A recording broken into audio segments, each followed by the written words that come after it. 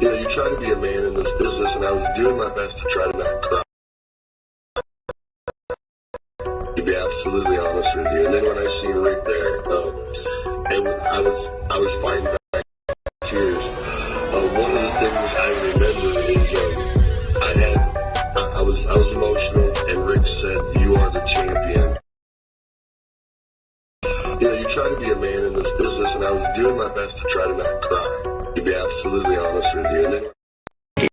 showtime. It's the pre-party with J. Cal. We are professional wrestling. I'm building an alliance. You are tuned into the absolute top of the mountain, the ultimate professional wrestling. Alliance-wrestling.com. What is up, NWA fans? It's your boy J. Cal, and this is the pre-party, and this is a presentation of Alliance-wrestling.com, your number one source for news and information for the National Wrestling Alliance. My name is J. Cal, and as you can see, I kind of like to talk about the National Wrestling Alliance. I like to talk NWA with you, the hashtag NWA fam, and we're here to get you pumped up.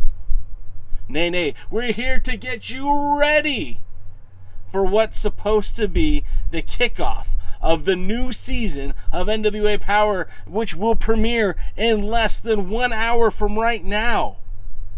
Are you pumped up? Are you entertained? We have new tag team champions on the women's division. Allison Kay, Marty Bell, Team Hex. You have new men's tag team champions in La Rebellion as they defeated Aaron Stevens and JR Kratos. And you have a new number one contender for the NWA National Championship, Judas, formerly known as Michael Judas from NWA Wildside and NWA Anarchy. I guess he was Murphy in Impact Wrestling as well. Are you excited? Because we have a new World's Heavyweight Champion, Nick Aldis. After 1,044 days, has been out of here. Trevor Murdoch is your new NWA World's Heavyweight Champion. He won it with dignity. He won it with style. He did it with Smash Mouth Wrestling, right? There's not many people who could have done that to Nick Aldis. Trevor Murdoch could, and I told you he would. If you've been watching this podcast, I've been saying since this match was signed that Trevor Murdoch would be your next World's Heavyweight Champion, and boy, does it feel good to be right. There was no fix. There was no conspiracy. The better man on Sunday night was Trevor Murdoch in St. Louis, Missouri, his hometown, and the place where his mentor won the 10 pounds of gold. I mean, he was a multi-champion, but one of the places he won the 10 pounds of gold. Anyways, I think you guys could tell I'm very excited, and I think that this new direction for the National Wrestling Alliance, here we get a couple of tapings in St. Louis. So this power that we watched today and the powers that we'll be basically watching until about December are going to be featuring matches taped at the Chase. It's a historic venue for the National Wrestling Alliance. That is 100% certain. It'll be interesting to see how that's all going to play out on television. We'll see how that's going to look when you subscribe to the Fight TV NWA package, which gives you multiple access to all the episodes of Power, including some choice pay-per-views. And there's supposed to be about 3 to 4 episodes of Power a month. Sometimes we get a Power surge. If you guys are new to the show, welcome. I see some new faces, and I'm really excited you guys are here because we're going to talk NWA. We will talk about EMPOWERRR. We will talk about the 73rd anniversary, but I would be remiss. I would be I'd be wrong if I didn't talk to my friends who are here in the chat, because I see so many of you, and that makes me very happy. So first and foremost, I want to say hi to my fellas, Willie Bowen, Terry McDermott, NWA Gold, Lamb, Wrestling with the MMA, Jonathan Burrell, Dodie, Fiona's in the house. I just want to say what's up, everyone. Thank you for being here. If you guys are just watching, that's cool too. If you'd like to join in the conversation, feel free to jump in. We're here to take your comments. If you type a question, it will pop up right here on the side of the screen, and we all read these comments. We're all part of this community. This is the NWA fam, the ham sandwich family, if you will, and whatever you guys would like to talk about, we certainly can get into it. This is all supposed to be fun, guys. So we're here to talk NWA, and I'm very excited that you guys are here. I want to read some of the comments that I see. Terry McDermott is very happy that Trevor holds the gold. We see that Willie Bowen says is asking if Trevor Murdoch will have a long reign. What do you guys think? That'll be the next poll question. What do you guys think? Is Trevor Murdoch going to have a long reign as NWA World's Heavyweight Champion? I'm very curious as to what you guys think. That's a great question. These are great. That's a great question. We'll get to that in a moment. Willie Bowen says the NWA is the pinnacle of pro wrestling. Willie also said hello to Jonathan. A lot of love in the house tonight. Terry McDermott says strictly business had been getting strictly boring. And Fiona says hello to the troops. Dodie points out that was the first title change since 1986. Certified Hustlers in the house. Certified Hustler, I heard you were rowdy. I heard you were bringing it. But I didn't see Tessa Blanchard over the weekend. Where's Tessa? So let's get to it then, right? So we haven't... obviously, we had some great matches over the weekend. Which ones were your favorite? Of course, the inaugural Women's Invitational Royal Rumble, no elimination over the top rope, but a pinfall, was certainly a unique matchup. Having Chelsea Green and Kiera Hogan kicking it off was a nice touch. It got them a lot of ring time. It had them kind of be the center and the focus of the attention. I was very happy to see some of the performances out there. Lady Frost might just be the next big thing in professional wrestling. Every time I see her, she just looks crazy in the ring. She's such a phenomenal athlete. She's able to do some things in the ring that most talents cannot. She was able to get in there and finesse. Very happy to see her performance. I was also very satisfied with the appearance of Debbie Malenko. I hope we do see some more of her over the course of the next few months of Power tapings. She went in there and did exactly what I thought she would, just eat people up, suplexes and submission holds. I loved every second of it, and I can't wait to see some more of Debbie Malenko in the NWA. Hopefully that happens. We did see the 100-year-old Thunder Kitty coming to the ring. I know our friend Ron Gibson was probably cheering louder than just about anybody with Thunder Kitty in the house. She came out there, looked pretty good. Santino Marella's daughter, whose name is escaping me right now, she looked really good considering she's very, very new to the business. Very green, but I was very impressed with her. I really did dig what Jamie Senegal brought to the ring. Obviously, she was a lot bigger than most of the competitors in the ring, so she had a size advantage. Genocide, of course, continues to dominate, continued to look really good in the ring. This whole match, I felt like there was a lot of talent involved, a lot of great females in there, and of course, Tweedly Ramsey kind of, I think she opened up the world. She took advantage of this national spotlight that she was in, and hopefully, more eyeballs are seeing her. And again, I hope she's a part of these Power tapings too. They look so good. They look so good in the ring. So I'm really excited to see what happens on the fallout with Power. Like, how many of these women will still be here? Because, I mean, they're just so good. They're just so talented. I see a lot of you guys are going off in the chat, so I'm going to try to keep up with you. Certified Hustler said, Wrestling at the Chase weekly episodes is getting ready to happen. To your lips, to Billy Corgan's ears, I think a secondary show now might be the time to hit while the iron is hot. The whole wrestling world was focused on what was happening in St. Louis. I mean, you had Ronda Rousey tweeting about the NWA. You had Bayley and Sasha Banks tweeting about the NWA. And this is not common, right? This isn't common ground. You had the Busted Open Radio on Sirius XM spent 3 hours talking about the pay-per-view on Monday. They had both Velvet Sky come in to talk about EMPOWERRR. They had the world's heavyweight champion, Trevor Murdoch. That's so fun to say. Trevor Murdoch, your world's heavyweight champion. He was back on the show. He was on Saturday to hype the pay-per-view, but he was back on again on Monday to talk about the events that happened. And I mean, they spent so much time covering the show on Friday. They covered the show on Saturday, and then again talked about it on Monday. I mean, that's a lot of coverage from a national broadcasted radio. I mean, I know it's terrestrial radio, but still, that's pretty awesome. And you talk about Pro Wrestling Illustrated, PWI, the magazine. Everybody's been talking about what the NWA is doing and how the NWA is back and how the NWA has arrived. And they did it with such a huge microscope on them.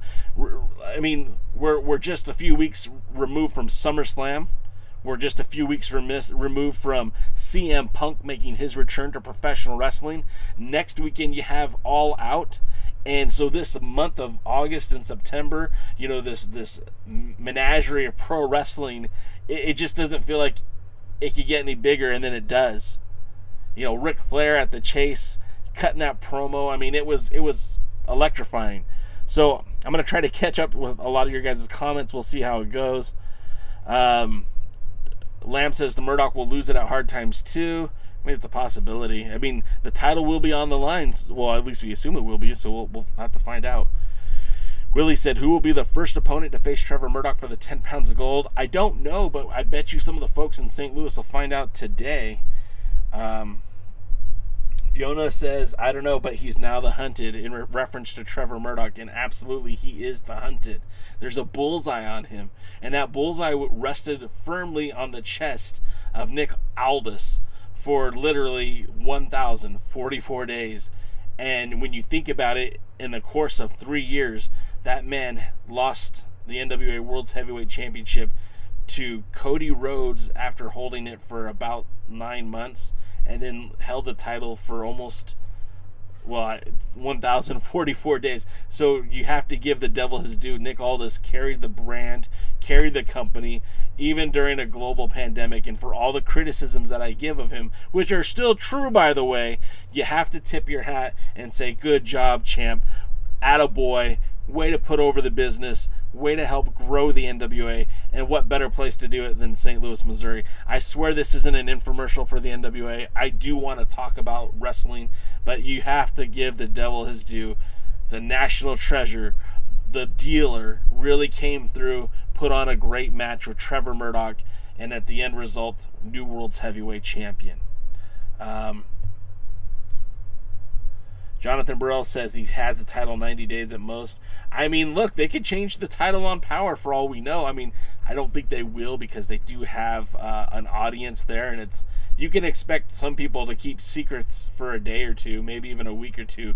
But for 3 months, that's going to be a little bit pushing it.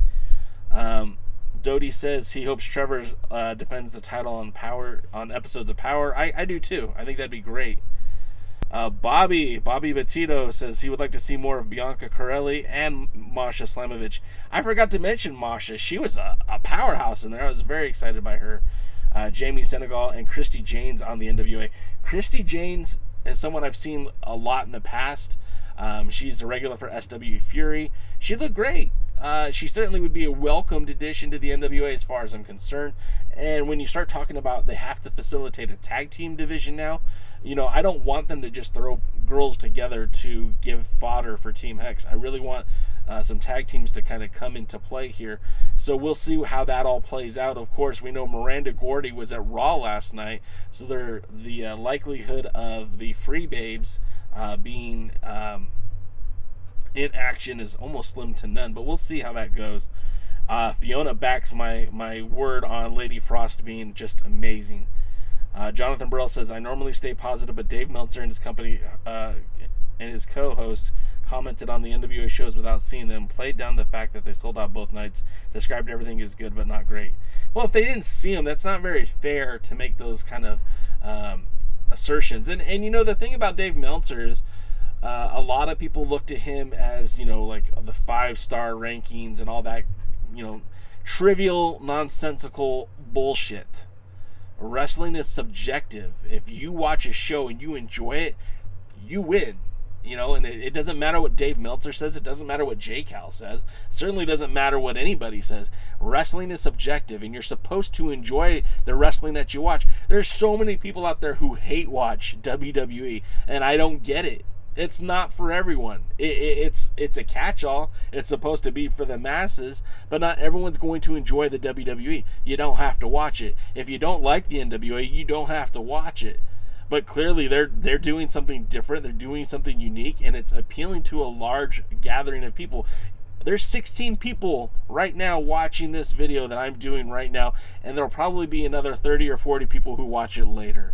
And this is one person, one guy talking about wrestling. I'm a nobody, I'm a hack, I'm a ham sandwich. But you guys are here to talk wrestling because you love the NWA. That says something. That says something about this a fan base that's been galvanized by people like me and like Gary Horn and Doc Stinson and hey, it's Will Daly and our friend Rick Del Santo and our friend Jeff Meacham, who are all talking NWA, and guys like NWA Gold who have been writing about the NWA. And there is a growing amount of eyeballs that are starting to come on the NWA, and especially it might have hit Paramount status on Saturday night when people were watching EMPOWERRR. You can't argue that. Let's see. Dave Scooby says he'll be champion till the next pay-per-view at least. Hopefully it'll give him a decent run. Terry McDermott wants to point out Lady Frost's granddaughter of Batman who died this year. Batman the wrestler, not Batman Adam West. Certified Hustler says, does anyone know if their NWA EMPOWERRR post show today? I think you mean NWA Power post show, and I think so. I want to say yes. I think they did that last time, but I'm not 100% sure. Dodie says he wants Debbie Malenko, Tootie Lynn, Masha Slamovich, Thunder Kitty, and the Free Babes in Power. I think those are good calls, Dodie. Fee, I hope everything's cool. Come back when you can. Heebs is in the house. Heebs was there along with the Certified Hustler. So we have some representation. Some of you folks who are there in St. Louis. Let's see, I'm just reading your guys' comments. Jonathan Burrell says Hollywood Haley J is in OVW. She's very funny, currently serving community service for assaulting off officials and stealing the belt after being stripped. Wow, I did not know that, Jonathan. That sounds like maybe somebody we don't necessarily want at the Power tapings. Terry McDermott says history happened twice this weekend. Terry, history is still happening this right now in St. Louis. The fact that matches are being taped for television, I mean, I know it's not traditional TV, but Fight TV, I mean, that was a stranglehold of pro wrestling for such a long time, going back to the 1950s, all the way to like 84. About 37 years ago is what I keep hearing them say in the commentary booth. So 37 years ago is when NWA matches stopped happening at the Chase. So the fact that we saw the Nature Boy Ric Flair return to the NWA after a 13-year hiatus, we saw new NWA Women Tag Team Champions crowned after 1983 is when those titles became inactive. We saw the World's Heavyweight Championship change hands in St. Louis, and just the fact of the matter that we had wrestling at the Chase. I mean, a lot of history happened, and it's continuing to happen right now. I think it's pretty awesome. Bobby Batito, I hope I'm saying that right, Bobby. Please don't take offense if I'm not.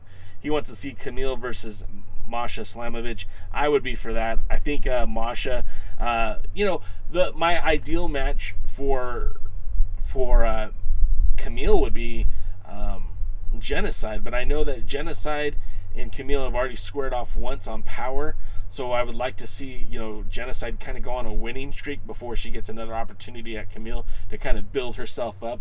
But in the meantime, somebody like Masha Slamovich would be ideal. Chris Drummond is in the house, and he says that he's happy that all the eyes were on the NWA. Now you got to keep the momentum going. And that's 100% true, Chris, and that's got to start tonight. Everybody watched the pay-per-views. There was so much positive energy about the NWA, and the TV shows need to showcase tonight why people need to either subscribe or stay subscribed and show us that path. That beautiful path, whatever William Patrick Corgan decides to lead his NWA. I mean, they started already building towards things at the pay-per-view. Let's just look at the men's division for a minute. There's a lot more to talk about with EMPOWERRR, but let's look at the 73rd. I mean, we saw some animosity at the end of the 6-man tag match between Scion. Is that what we're really calling him now? The masked man Scion? Okay, I'll go with it. Scion and Tyrus. There seemed to be some animosity between those two, which could potentially lead to a showdown with the TV title. And I think that, as somebody who, somebody being the Scion has said time and time again that he wants to be a champion in the NWA. I mean, the quickest path, the path of least resistance, if you will, would be that television championship in Tyrus. If he could best Tyrus and win 7 in a row, that would give him a direct line, to Trevor Murdoch and the 10 pounds of gold. On the other side of it, the other storyline that they set up is the national championship. Judas winning that 13-man battle royal to become the number 1 contender for that national championship in Chris Adonis. And the very interesting thing about that is, Judas, who hadn't been in the NWA before, now has an opportunity to wrestle against Adonis, who hasn't had many title defenses. He successfully defended against James Storm at the pay-per-view, but who knows what leads up to December 2nd and Hard Times #2. The other thing that I think definitely deserves at least acknowledging is that Jax Dane and Crimson, it seems like there's some animosity that's finally overturned. We've been talking about that. I think we said manufactured drama, and I really wasn't excited with the direction they were taking the War Kings, and it looks like the War Kings are no more. I mean, how do you talk out? How does Jax Dane talk himself out of that one? I don't think you do. And so I don't believe you're going to see the War Kings on the same page anytime soon. And furthermore, the guys that were never on the same page that became on the same page, I'm talking about Kratos and Stevens, their time as tag team champions has come to an end. And that frees up Kratos to pursue other opportunities. That allows Stevens to pursue other opportunities. It'll be interesting to see how that's going to go. Who's next for La Rebellion? Is it the end? Is it a combination of strictly business? Aldis and Latimer sound very, very interesting as a tag team. Maybe the Pope can tag up with JTG. That, there are many options out there. Hawk Ari is out there. A lot of things could happen. Oh, by the way, happy birthday to Mickie James, celebrating her lucky 29th birthday. The executive producer for EMPOWERRR, and certainly had a great match with Kylie Ray until she was, popped off by Deonna Purrazzo. That'll probably lead to a showdown on Impact, and maybe the two will face each other. I don't know how much we're going to see of Mickie James in the National Wrestling Alliance, and I don't think that's necessarily a bad thing. I'm not saying there's anything wrong with Mickie James. She's a sweetheart. She's great in the ring. She still has it. She's got a lot of gas left in the tank. And maybe she'll work some sort of hybrid schedule between the two, working Impact and the NWA. I would be okay with that, as I think most of you watching would be too. Excuse me. Willie Bowen says Dave Meltzer has horse manure for brains. Awesome. He says the handsome ham sandwich. I'm going to roll with that, brother. That's going on a t-shirt. Sean Mega says, you a good ham sandwich with chips. Oh, you guys are sweet. Look at that. Look at that. You guys are wonderful. Love you guys. I see Certified Hustler talking about the Free Babes. You know, and just the fact that Miranda Gordy was at Raw last night doesn't necessarily mean that the Free Babes aren't in action today or that they weren't even in action tomorrow. They do represent that Freebird rule, as Miranda is the daughter of Terry Bam Bam. Perhaps maybe we had a combination of the Free Babes last night. Let's see. Murdoch and Aldis left a crater in the wall during their brawl. Did that make air during the pay-per-view? You know, Heebs, I don't think I saw that, but I did hear Billy Corgan on Busted Open today talking about it, how he was very displeased about the what was happening outside of the ring, that wasn't discussed with him. And so, I mean, very much, I don't deny it. Rosville's in the house. What's up, Rosville? Certified Hustler says, yeah, Vince McMahon bought the Chase time slot in 83 away and lost Hogan's WWE taped their first 2 years at the Chase, then boom, WrestleMania. Cool. Jonathan Burrell says, can we please discuss the workings? Jack sounded very main event on the pre-show. Jax Dane, you gotta, okay, do you guys mind if I take a minute just telling you how much I enjoy Jax Dane? First and foremost, within the National Wrestling Alliance, Jax Dane is a former World's Heavyweight Champion. He is a former National Heavyweight Champion, a former NWA North American Champion. I know that title's defunct, but still. He held the tag team titles with Rob Conway and defended them in Japan. He beat Hiroshi Tenzan for the NWA World's Heavyweight Championship. He defeated Tim Storm to unify briefly the National Championship and the North American Championship. Jax Dane is such a pure talent that hasn't really been showcased the way he should be yet on Power. And I'm not trying to belittle anyone's booking. I'm not trying to put down anybody. But what Jax Dane has accomplished in the past should be magnified. And the fact of the matter is he's bigger, stronger, and faster than he was 5 years ago. When you put him in the ring with Tim Storm, he's one of the few guys that makes Tim Storm look small. He's one of the few guys that everyone looks small compared to him. And I'm not sure what they're planning on doing with him, but I definitely would like to see him challenge Trevor Murdoch for that 10 pounds of gold. And again, we don't know what the deal is with he and Crimson. There's been a lot of that manufactured drama over the course of the last season of Power with Slice Boogie. Boogie kind of taking liberty with Crimson and Jax Dane kind of defending him. We never really heard why or how or what. But perhaps Jax Dane has a posse and maybe Crimson is no longer a part of it. Maybe Slice Boogie is. We'll find out. Let's see. Willie Bowen says, you mean Tyrus the Bum and Piety Champion? Yep, that's who I'm talking about. Jonathan Burrell says he's kind of disappointed that Power will be filmed at the Chase, as I like the out-of-studio, old-school feel of the arena for the pay-per-view and studio for the TV. See, Jonathan Burrell, I tend to agree with you slightly. I think that this, if Billy Corgan would have allowed me to decide what the NWA would do, I think this would have been a perfect opportunity to split the show, to do a weekly television taping. Maybe, okay, let me rephrase that. To do a live, one more time, to do a episodic television show from the Chase, separate from NWA Power, where the show at the Chase could maybe focus a little bit more on perhaps either the national or TV title and maybe the tag champions, where the shows on Power would then feature the other titles. This would make up for the opportunities, because you still only have 45-50 minutes a week on Fight TV, and if you were able to split the show and do one TV taping a month at in Atlanta, and then do another TV taping a month in the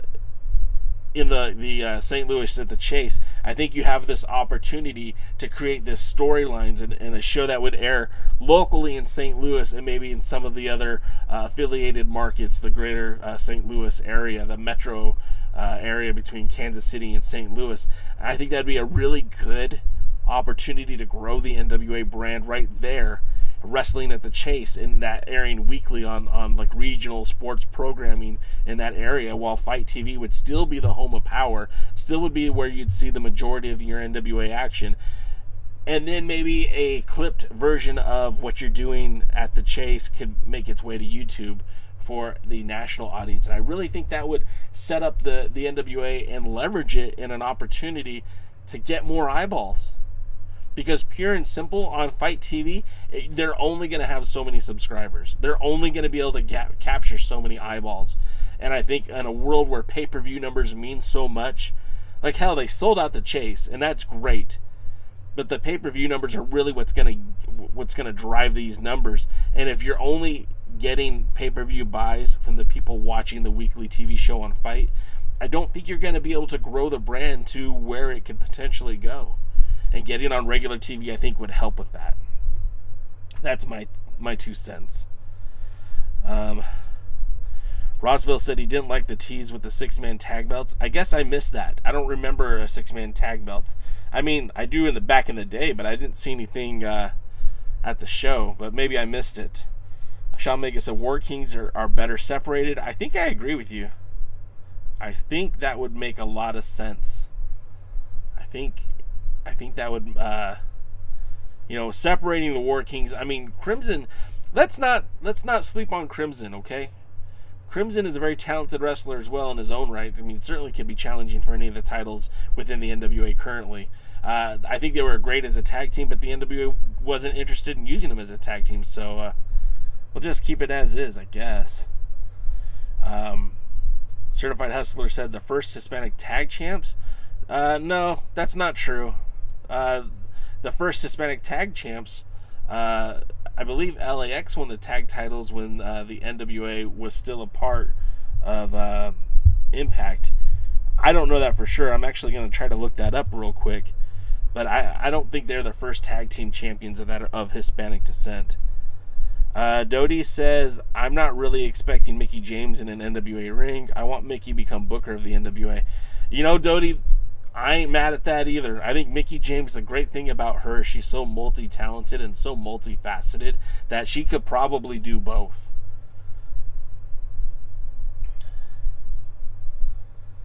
Let's see. Hebe says, I'd love to see Crimson and Dane have their feud on Power, and the winner headlines versus Murdoch at Hard Times. I would be totally cool with that, Hebes. John Farmer's in the house. He says the ladder that Tom Latimer spot on the weekend. Okay. He says that there was a merch section. Okay. I should probably quit reading those comments. Jonathan Burrell says he's kind of pleased that the War Kings have broken up. I think they can come back together a year or so if needed. I just think that the War Kings, the NWA wasn't doing anything with them anyways. And it's kind of like an abundance of riches, right? Because you have the End, and I'm not saying Odinson and Paro are the same as Crimson and Jack Stain, but I'm saying they're very similar, and you're not getting a whole lot of difference out of them. You know, the End and the War Kings, what are they? They're both big dudes who beat the crap out of people. You've got two of them. If you want to break things up, you can have a tag team like Hawks Ari, who's a little bit more of a finesse tag team. You've got the Lucha Libre tag team in Mecha Wolf and Bestia 666. So, I mean, and then there's options. And then, is it Latimer and Aldous? Is it Latimer and Adonis? You have options. Let's see. Dodie says he's disappointed that they do power tapings at the Chase without setting the banquet table. Dodie, you're just upset there's no $3 steaks on that menu. Let's see. Some more comments. I know, but I wish they set the banquet table. During the pay-per-view, the announcer downplayed it as a non-sanctioned title. Roswell. Oh, okay. Tyrus put it up on the Fight pre-show. Scott Steiner said he was at the NWA tapings yesterday at the Chase. He's not going to spoil anything. He's 39, and he marked out for Murdoch winning. He deserves the 10 pounds of gold. Scott, I'm going to be perfectly honest with you. I watched it. I watched Murdoch win the match. there were so many things that historically I saw leading up to that match that made me feel like Murdoch was going to win it, but I still popped, bro. I still got very excited. I got the goosebumps. They did it. They did their job. Billy told a great story, or I guess he directed a great story that Nick and Trevor went out there and told, and they told it in the ring. They told it, in the crowd, and it was electrifying. And the fact of the matter is that the national coverage were shocked that Aldis lost the title, but I think more of the NWA fans that watch week in and week out saw the writing on the wall. And if you didn't, that's okay too. If it totally surprised you, that's awesome, because that's a feeling it's hard to get back. When you watch the product so closely, you pick up on things, and then when you see these things, it's hard to get excited when that payoff comes, because it's never as big as you were hoping or as big as you were expecting.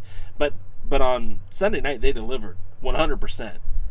I mean, we haven't even talked about Camille yet, right? She went out there and she got legit. Layla is legit. No doubt about it. And Chelsea Green is a damn near superstar.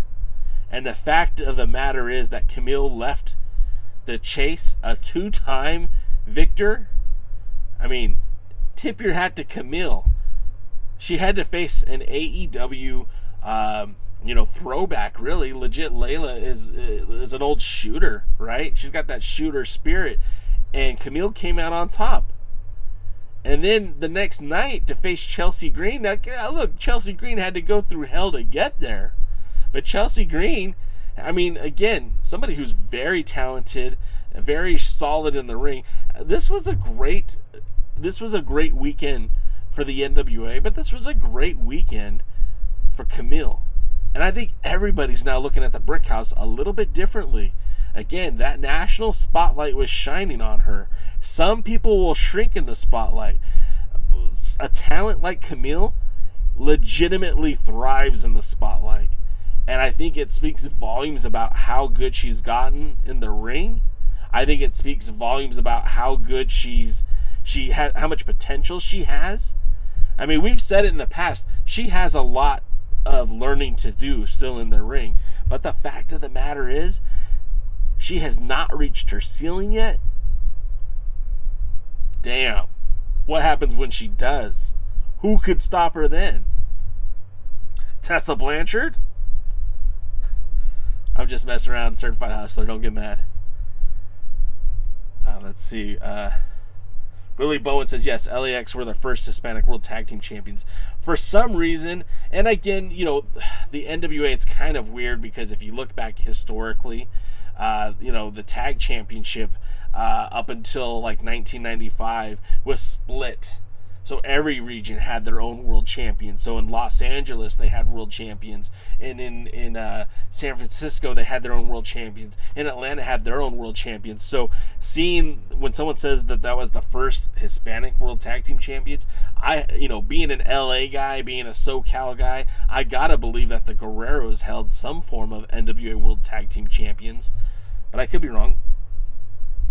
Heebs, thanks for being here, man. We'll catch up later. Heebs is awesome. I love Heebs. Let's see.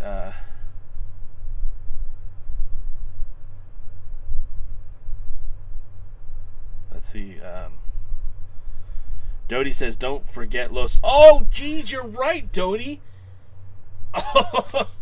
Absolutely, Los Luchas. That's right. Zocre and Phoenix Star. I feel bad for not even remembering that. Absolutely. Remember, Los Luchas defeated the Real American Heroes. The Real American Heroes won the tag titles when Impact and the NWA split back in 2007. So Los Luchas held those tag team titles for some time before losing to the Skull Crushers. The Skull Crushers would lose to the Dark City Fight Club, and there's like a laundry list of teams after that. But yes, absolutely. See, that's why Dodie, believe it or not, you're one of my favorites, man, because you retain that knowledge so well.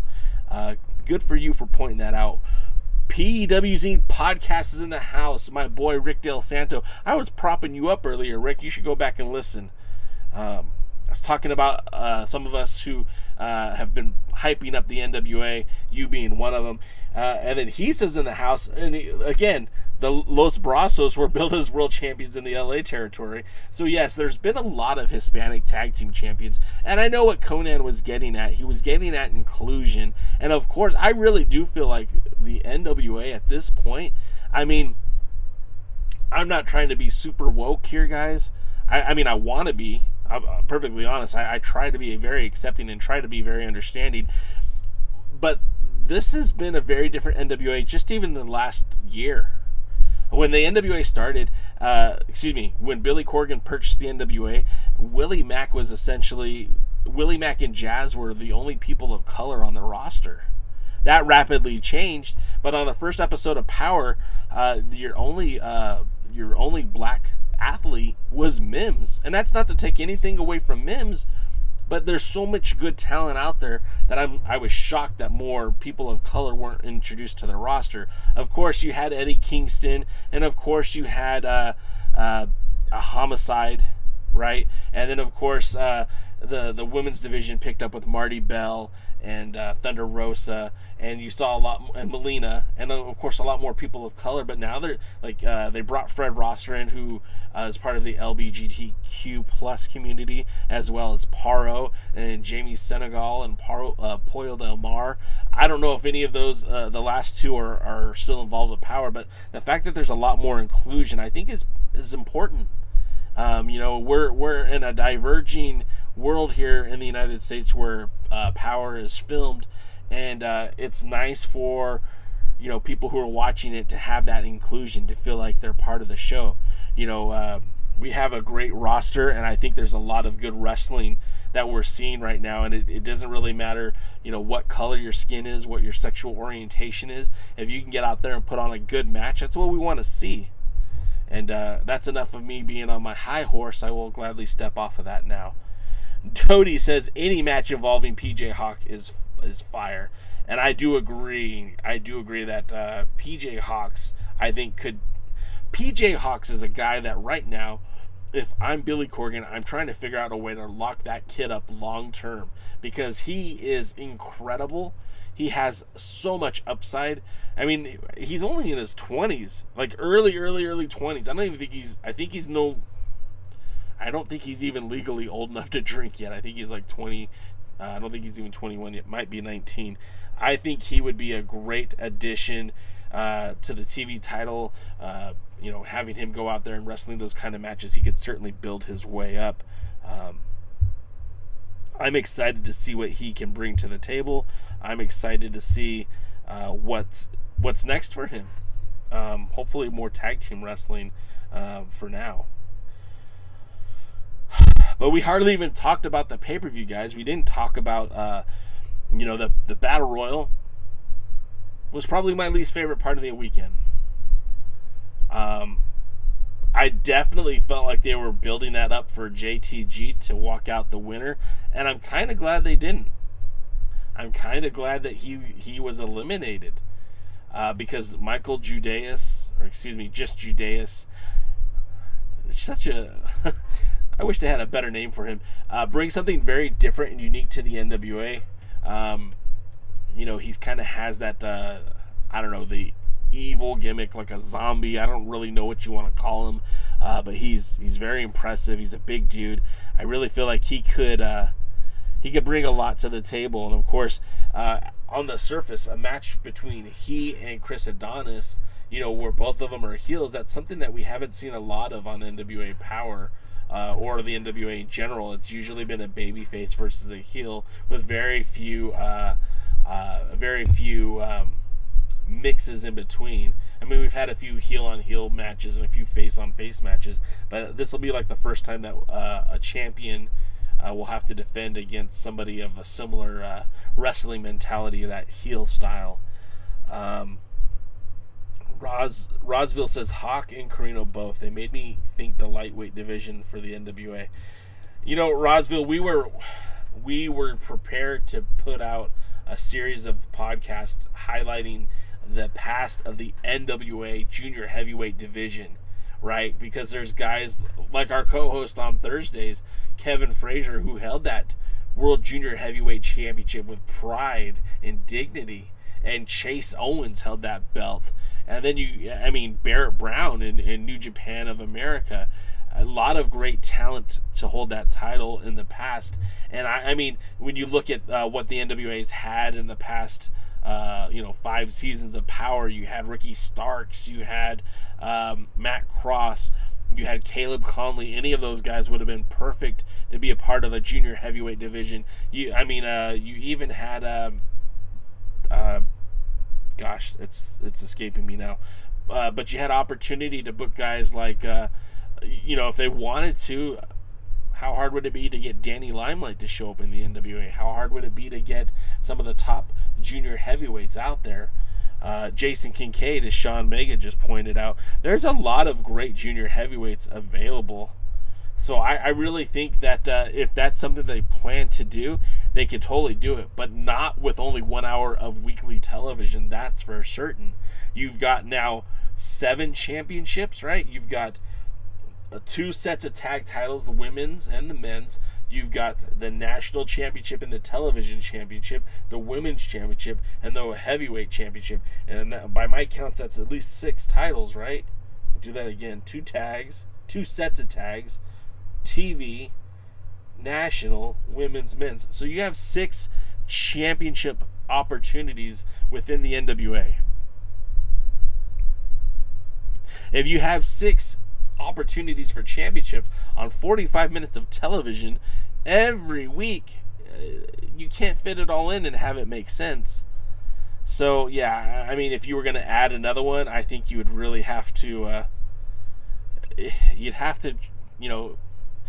to add additional programming, which I don't have a problem with. I mean, look, again, if I was running things right now for the NWA, which I'm not, I would definitely be planning a 30-minute a week women's only a broadcast that would highlight the women of the NWA. I think now is the time to strike when that iron is hot. I don't think you wait another month, another week. You do it right now. Starting Wednesday nights, Women Crush Wednesday on NWA Fight or NWA YouTube, whatever it is. Now's the time to do it. The whole world was watching. Now's the time to do it. I don't think they were ready for it. I don't think they understood how awesome it was going to be.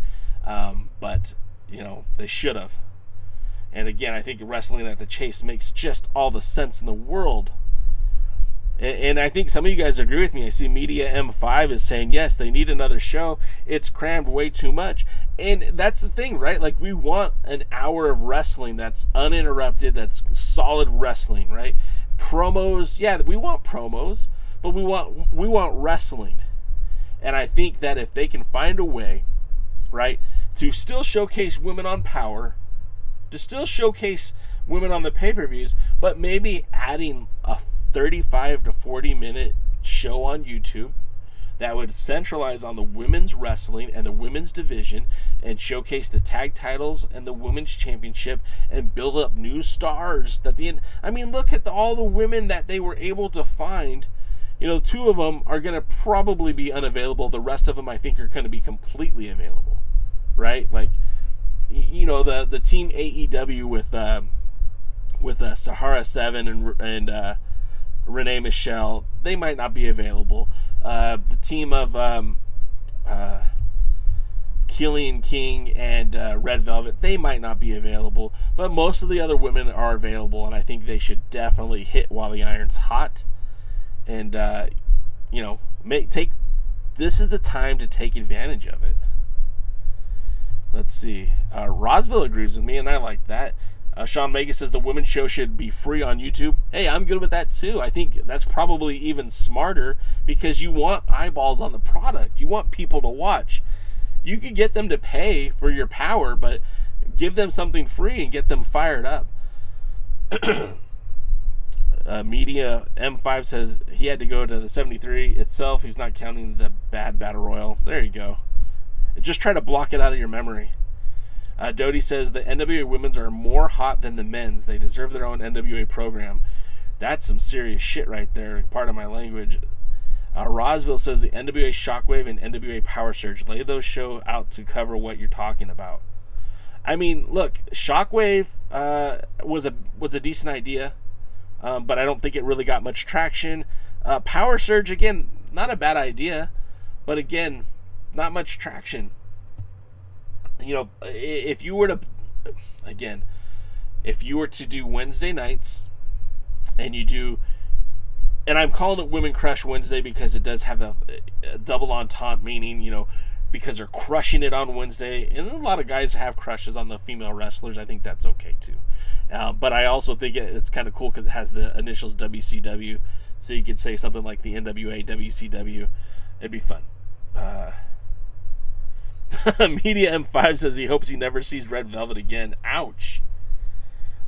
He also says wrestling has to have angles built in, work it off, power, and extending the show to get title matches in, if not a show on YouTube. Yeah, I mean, look, it just would be a way to showcase some of the talent, and you're right, build these angles for the pay-per-view. I think the problem is, and this is a serious, I'm not joking, I don't think they knew that this was going to blow up the way it did. I don't think that they knew that they were going to get this much attention. I'm sure they're happy with it. I'm sure they love it. I'm sure they're eating it up. But, you know, if we're going to talk about it, maybe they should have done some of the shot some matches before the pay-per-view. Maybe done a couple of dark matches to include on episodes later down the road. Certified Hustler, yes, there is a power show that will be starting in about 20 minutes or so. No, 10 minutes, excuse me.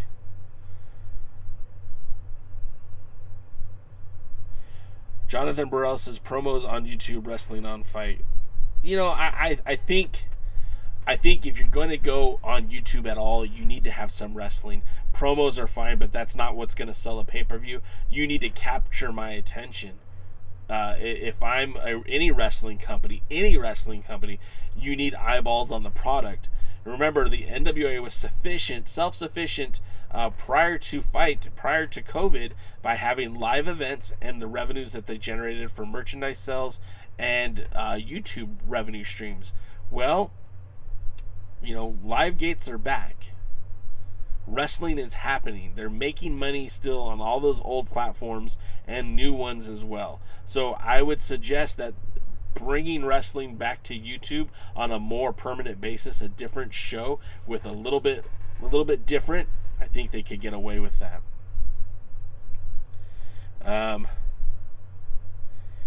Sean Vegas says they didn't even use Fabi Apache. They didn't need to. That's the thing. They had so many talented women there. They didn't need Fabi Apache. Now it would have been badass if she showed up, but they didn't need her.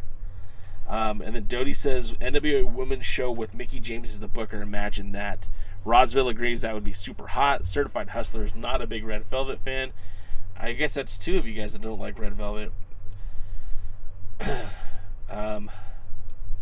Medium 5 really doesn't like Red Velvet.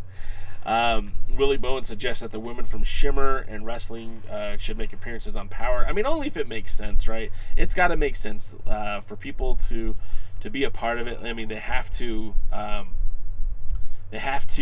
make sense. So the talents from Shimmer, you know, it's all just got to make sense.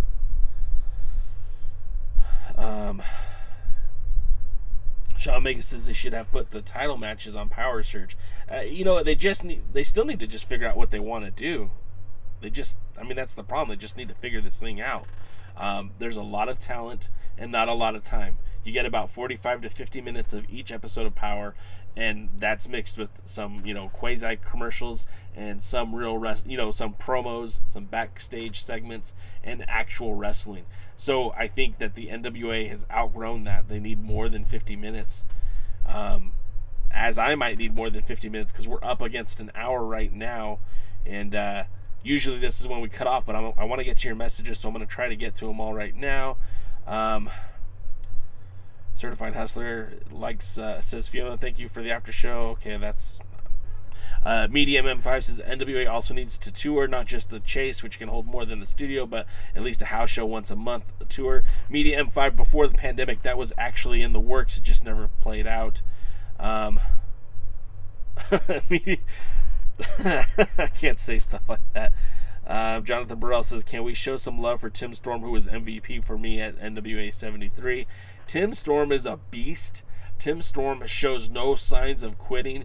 I mean, we talked on our podcast. You guys haven't heard it, go, that's below in the videos, or you could check it out on, Spotify or Amazon or Apple, wherever you listen to podcasts at.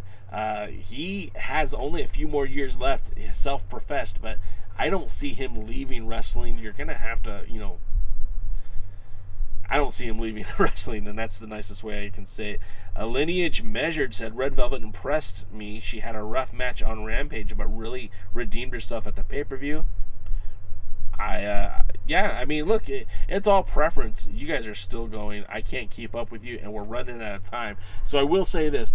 Ladies, gentlemen, thank you so much for being a part of the pre-party with JCal. We are here every Tuesday at this time, 5 p.m. Eastern, 2 o'clock Pacific, right here on youtube.com/The Alliance Blog.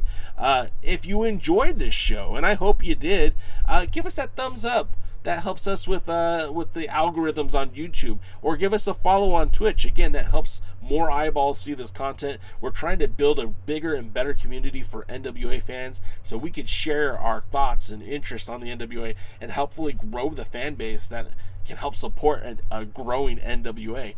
If you'd like to financially support this podcast, this live stream, I'd appreciate it. You could do so by going to our streamlabs.com /The Alliance Blog 1 /merch, and you could pick up stuff like this cool hat right here or this cool t-shirt right here, although it's faded out a little bit. I washed it too many times. We also have some exclusive merchandise there available. Again, all your proceeds help grow the channel, help us invest in some much needed technology to make this podcast even bigger and better, and hopefully make it more enjoyable for you. And of course, we do a Thursday. Normally, we're here on Thursdays for a podcast, but this Thursday I will be in Atlanta as part of the Championship Wrestling from Atlanta's first show at Center Stage. I'll probably be live tweeting. I'll probably be streaming stuff from Instagram or Facebook. And again, if you're not following me there, we're on all social media at The Alliance Blog. That's Facebook, Instagram, Twitch, Tumblr, YouTube, TikTok. I don't do dances, but we do talk wrestling, and I want to talk wrestling with you. So again, I really do appreciate you guys being here and being a part of the show. Again, we'll be here next Tuesday to talk more NWA Power. So until next time, ladies, gentlemen, again, thank you, and we'll see you at the matches. Let's go watch Power.